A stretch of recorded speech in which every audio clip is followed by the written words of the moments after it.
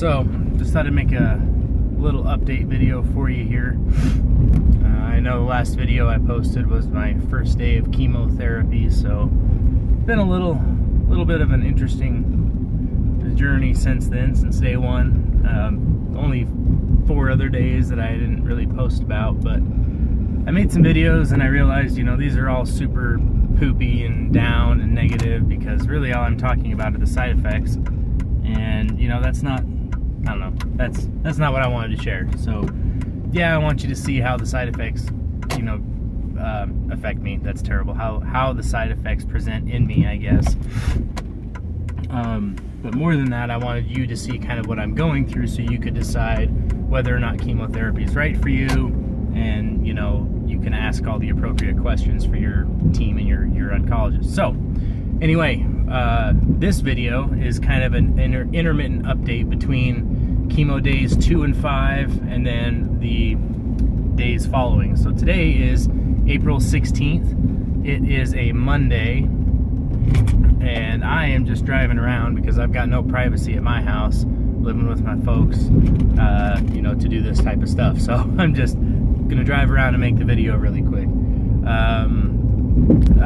Day one, I kind of talked a little bit about, you know, being tired and all that stuff. Really the symptoms I had, I'm just gonna go through really quickly for you. Symptoms I experienced for the first week of chemo, first week of the first round of chemo.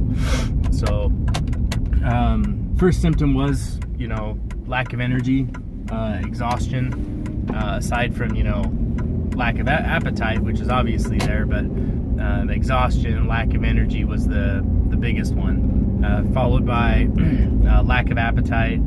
Kind of hard to explain. It's not that you're just not hungry, it's that you kind of have this weird, I don't know, like pit in your stomach, like almost if you're dehydrated hungry, or, you know, working really hard hungry type of thing, but that no food can fill. You know, I've done, you know, gotten there and then I ate, and you know, it just never went away. So that definitely affects your appetite. So appetite was another one.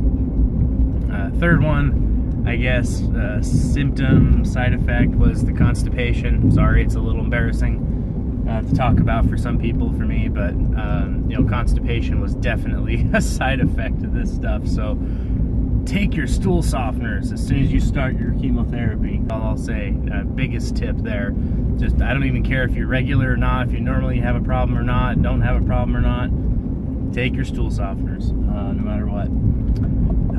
What else?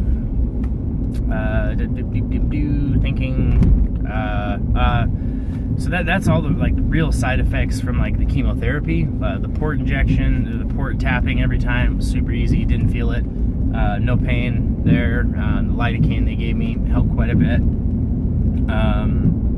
So that was nice. A little pain overall, a headache from the Zofran, which is the first anti-nausea medication they ask you to take. It's kind of a preventative.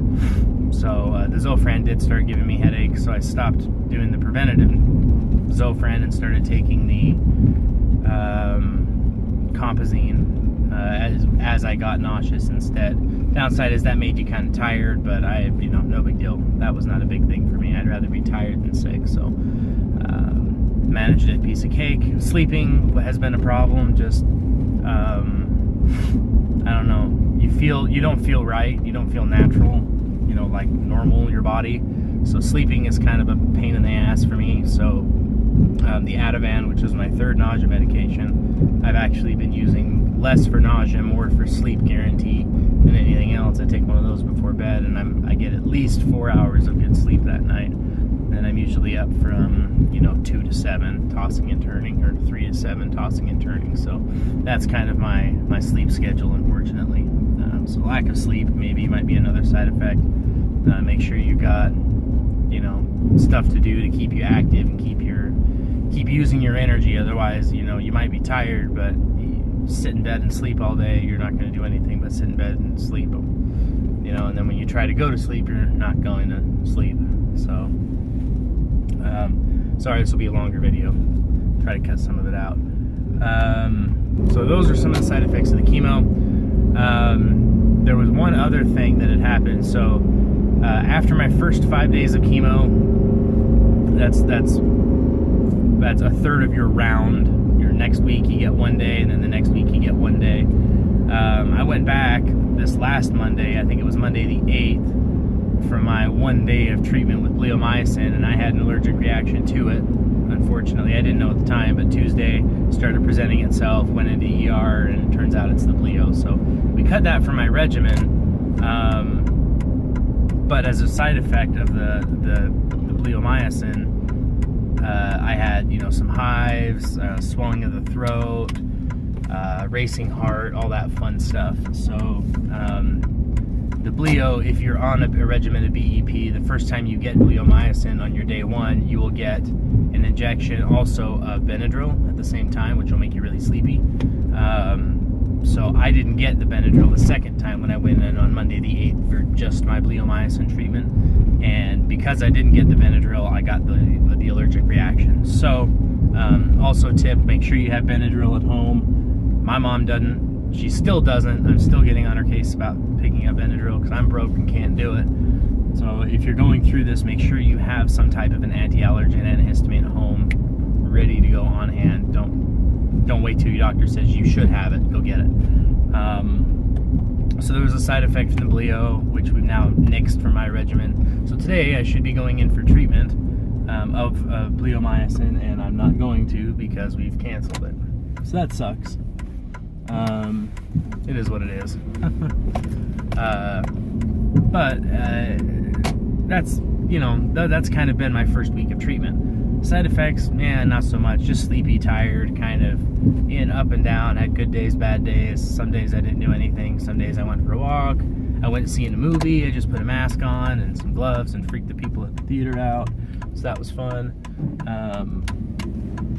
But you can still go do stuff. Just watch your energy level and don't go out more than 50%. Make sure you got enough to come back. Last thing I want to say is Neulasta. So this was the big one for me. So I had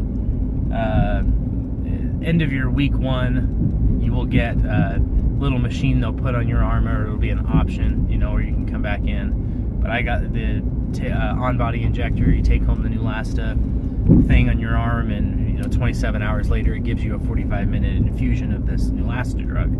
And so the reason this is important is because us cancer patients are neutropenic. I guess our white blood cell count goes down when we get this chemotherapy, and it makes us more susceptible to infections and makes it harder for us to fight out bacteria, specifically bacteria. So Neulasta helps stimulate white blood cell growth in the bones, specifically in like the big bones, like hips, femur, upper legs, upper arms, shoulders, big bones. Fun. So they said bone pain is a moderate to severe bone pain is one of the side effects, and Claritin supposedly counteracts it. So I took the Claritin just like they said, and I hate to say it, that the Claritin didn't work for me. Doesn't mean don't do it. Definitely do it, but talk to your doctor about other alternatives. They said over-the-counter pain medications. Take your Tylenol if you're still feeling bone pain. And I will tell you right now that Tylenol was absolutely completely off the wall. Didn't even help. I don't even know how to explain the level of pain. On their little pain chart of like 1 to 10 with the smiley and frowny faces, the bone pain I experienced was a 9 or a 10. I was in tears, virtually rendered me unconscious at one point. Definitely the most pain I had ever experienced. I've never had a spinal tap, but I can imagine it would feel very much like that, because it was down in my lower back in the sciatic area, and it was shooting down into my legs and up into my arms, and oh my goodness. So that was the most pain I had ever experienced with Neulasta. I cannot say 150%, 100%, I guess, that it was because of Neulasta. I'm not a doctor. I don't have like some lab results to tell you guys as viewers that Neulasta caused my bone pain. And they would get all mad at me and probably sue me if I claimed that was the case. But I will say that I am 99% sure Neulasta caused my severe bone pain, and I would just advise against it. Don't take Neulasta. I'm sorry. I don't care how many white blood cells you're supposed to get because of it. I would have like lived in a bubble for the 2 weeks that my immune system was compromised, rather than, even if I knew what the level of pain could have been, I would have opted not to take the drug and simply lived in a bubble for 2 weeks. As it maybe frustrating and you know, painful that could have been in and of itself, I still would have avoided the bone pain option. So that's what I would say. If you do not tolerate pain well, and if you are not in a place where you have a support staff, you know, family, friends, neighbors, someone to come by and check on you to make sure you're not bashing your head against the wall in pain, just don't do it. Don't take Neulasta. They can sue me if they want, but I would absolutely unequivocally say that is the worst drug that's ever been released for someone with cancer. When you're already going through pain, you've already got this type of stuff, and then this hit you. It was unbelievably painful. So no Neulasta. Don't do Neulasta.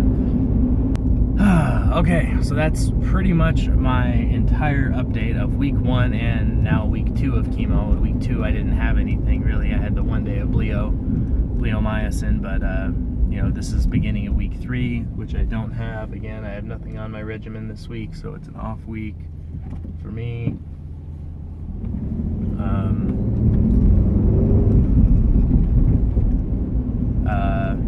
Yeah, that's my update. I guess last thing I will say is, you know, stay positive, man. You gotta be up on your stuff, up on you, happy, healthy. You know, you may not be healthy, but you gotta be thinking happy, healthy things if you're gonna get there. And I'm not gonna, you know, I'm gonna try not to make any of these videos too much about the side effects or the symptoms that I feel. Because one video I made, I was laying down when I was feeling this bone pain. I decided to make a video, and all it was anger and pain and, oh, I hate my life. And it's like, that doesn't help anybody. But I can tell you verbally that the pain was this much, and you don't need to see how bad it made me feel. So if you want to know more, I'll be happy to share the video with you. Let me know, and I'll send you a link to it, but I'm not going to post it. Other than that, the last thing I will say is, again, it's 2 weeks to the date since I started my chemotherapy. And by started, I mean I've received 5 days and then 1 day. So I'm on my 3rd week with now no treatment this week. And I can unequivocally say this is the point when my hair is falling out. Unfortunately, I can pull my little whiskers out one at a time, and then, I mean, not pull, they fall out. If I grab them with my fingers and just kind of, they fall out. So I did my hand over my head today, and I grabbed a whole handful of hair. So that's that. So about 14 days. I think the #1 Googled question I have found online for cancer is, when does your hair fall out and does it come back? So I don't know about the coming back. I'm sure it comes back pretty easily. All the answers I found when Googling that suggest, yeah, it comes back, piece of cake. But I will say, for me, about 2 weeks is the onset of hair fallout, hair follicle loss. So I don't know if now's the time when I buzz it, or, you know, if I wait till I look like Raggedy Ann, 50-year-old Raggedy Ann that hasn't been treated so well and been pulled out. So I don't know, debating on that. I'll think about it some more tonight. I bet you in the next day or so, though, I'm gonna cut it. It's time. 'Cause I don't know. I don't want to look like a patchwork doll. So I will be a hairless Mo pretty soon. That's all I got. So talked about hair, talked about chemo. Next round of chemo should start on April 23rd. Should, because I don't know what we're going to do as far as my treatment goes. It was a treatment of BEP, and now I've got to meet with my oncologist that same day. I still don't have the time. So I got to go in and meet with him and decide what other chemicals he can give me instead, or if we just extend the chemicals that I'm already getting and do longer, more, I don't know. So that's about all I got. till then, I've got this whole week off. I feel good today, moderately good. You know, not sick. I don't hurt too bad. So I'm gonna go drive around. I've been driving around, but I'm gonna go get me some lunch, some good food. I don't know what kind of food I'm gonna get, but I'm gonna go get me some good food since I am not constipated at the moment. Fuck yeah. And yeah, that's about all I know. Go get some good food. Stay up. Have friends. Yeah, got nothing else. A lot of ums and a lot of uhs thinking through this video. Hopefully I can cut some of those out. Yeah, follow me. We'll catch you up next time. Again, this video is hopefully one of a kind. Hopefully none others too long like this. But first week has been a rough one, and I'll try just to do little "I'm awesome, here's how I feel" videos from now on, and update them as I can at the day. I'll try to put this up today so you guys know where I'm at. Anyway, Steve, peace and out. Follow me next time.